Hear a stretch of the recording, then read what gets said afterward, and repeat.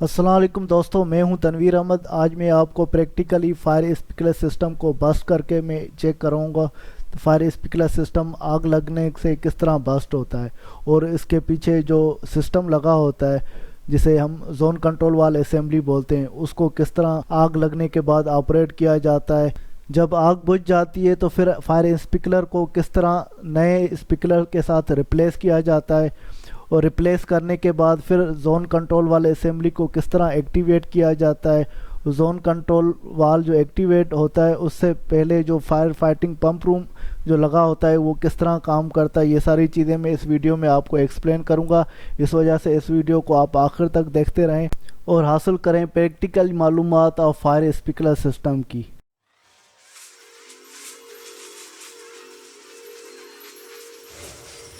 दोस्तों, हम के लिए जा रहे हैं फायर स्प्रिंकलर को आग लगाने के लिए।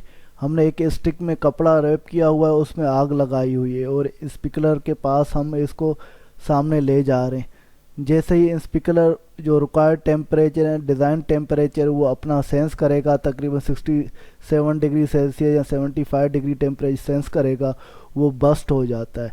बस्ट हो जैसे ही जाएगा तो वो शावरिंग होना शुरू हो जाएगी। शावरिंग होने के बाद नीचे की तरफ फैल जाता है और नीचे कोई भी आग लगी होती है तो वो बुझ जाती है।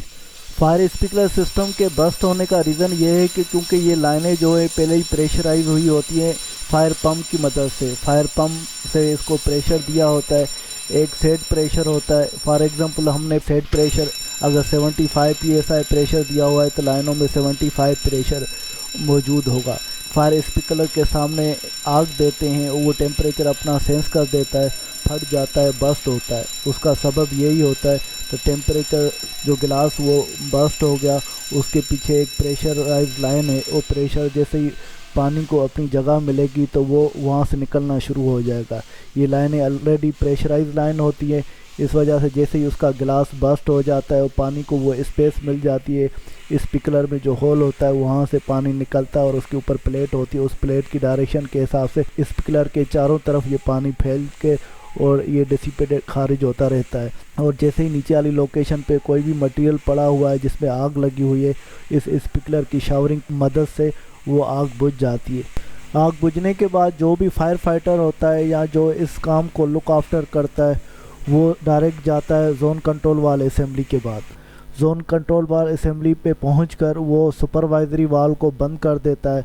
सुपरवाइजरी वाल को जैसे बंद करेगा तो स्प्रिंकलर जो शावर हो रहा था वो आस्ते आस्ते फ्लो उसका शावरिंग का कम होगा, क्योंकि पानी उसमें से जो प्रेशराइज था वो डिसिपेट होता जाता है, खारिज होता जाता है। तो सुपरवाइजरी वाल बंद करने के बाद वो फ़ौरन ट्रेसडेंट को खोलेगा।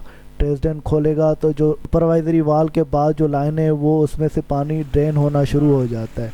ड्रेन होता है, ड्रेन होने के बाद फिर स्प्रिंकलर शावर होना बंद हो जाएगा। फिर ट्रेसडेंट वाल को बंद करेगा, उसके बाद ये जो स्प्रिंकलर है स्प्रिंकलर को वो रिमूव करेगा, खोलेगा। रिमूव कर कर फिर दूसरा नया स्प्रिंकलर उसकी जगह पे रिप्लेस करेगा या फिक्स करेगा। उसके रिस्क के बाद फिर दोबारा हम सुपरवाइजरी वाल या जोन कंट्रोल वाल के पास आएंगे। उसका सुपरवाइजरी वाल खोलने से पहले ट्रेसडेंट वाल को बंद करेंगे। ट्रेसडेंट वाल को बंद करने के बाद फिर सुपरवाइजरी वाल को हम खोल देते हैं। सुपरवाइजरी वाल को खोलेंगे तो फिर प्रेशर गेज का जो पहले प्रेशर होगा वो ज़ीरो पे होगा। आस्ते आस्ते जैसे सुपरवाइजरी वाल खोलेंगे तो प्रेशर इसका राइज़ होता जाएगा।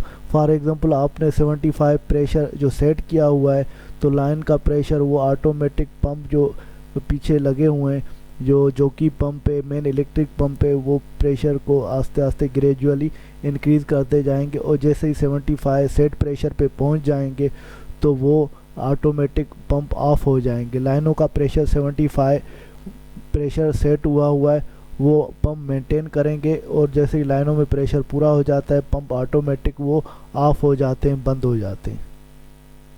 यहाँ पर आपको एक चीज़ नोट करनी चाहिए, जब भी कहीं पे भी आग लगती है और फायर स्प्रिंकलर एक्टिवेट होते हैं, जो पंप रूम के अंदर अलार्म चेक वाल असेंबली उसमें भी मैकेनिकल गॉन्ग होती है पानी के फ्लो पर, उस गॉन्ग को बजना चाहिए। वो अलार्म बजाती है जिससे पता चले तो फायर कहीं लगी हुई है।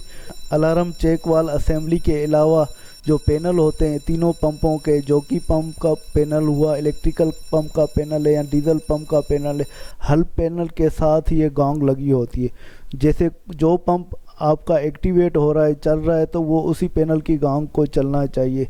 ये चीज़ों को हमेशा मद्देनज़र रखना चाहिए। अगर ये नहीं चल रही तो कहीं आग लग गई और बुझ गई है, किसी को पता नहीं होगा और फायर फाइटर वहाँ पर पहुँचेगा नहीं और पानी कंटिन्यूसली बहता रहेगा और पानी डिस्चार्ज होकर टैंक खाली हो सकती है और बाद में और पानी की वजह से काफ़ी मसले हो सकते हैं। तो ये सारी चीज़ें नोट करनी चाहिए। इसके अलावा जोन कंट्रोल वाल असेंबली जो मुख्तलिफ जोनों में लगी हुई हैं, वाल हैं, वो फायर अलार्म पैनल के साथ कनेक्ट होने चाहिए। जैसे लोकेशन का हमें पता चले, फ्लो स्विच है या सुपरवाइजरी वाल है या ओएस वाल है या फायर पैनल है, जो भी फायर की चीज़ें हैं वो फायर अलार्म कंट्रोल पैनल के साथ कनेक्ट हों। वो फायर पैनल के साथ कनेक्ट होंगी तो हमें पता चलेगा तो कौन से जोन पे, कौन सी लोकेशन पे आग लगी है, तो फायर फाइटर उस लोकेशन पे पहुंचेंगे।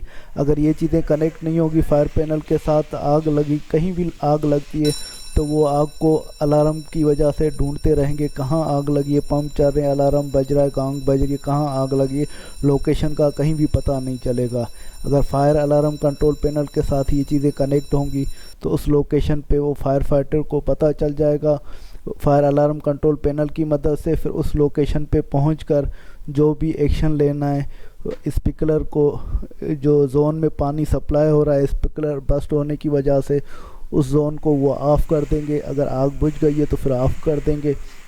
ऑफ़ करने के बाद जो मैंने आपको ये सारा तरीका एक्सप्लेन किया, स्प्रिंकलर को रिप्लेस करना है, जोन कंट्रोल वाल असेंबली को बाद में ऑन ऑफ जो भी करना है, वो सारा तरीका अपना कर वो नॉर्मल पोजीशन में सिस्टम को वापस कर देंगे। उम्मीद है कि डियर फ्रेंड्स आपको ये मेरी video regarding testing of fire sprinkler system पसंद आई होगी। इसके साथ तनवीर अहमद को इजाज़त दीजिए। अगली वीडियो तक अल्लाह हाफिज़।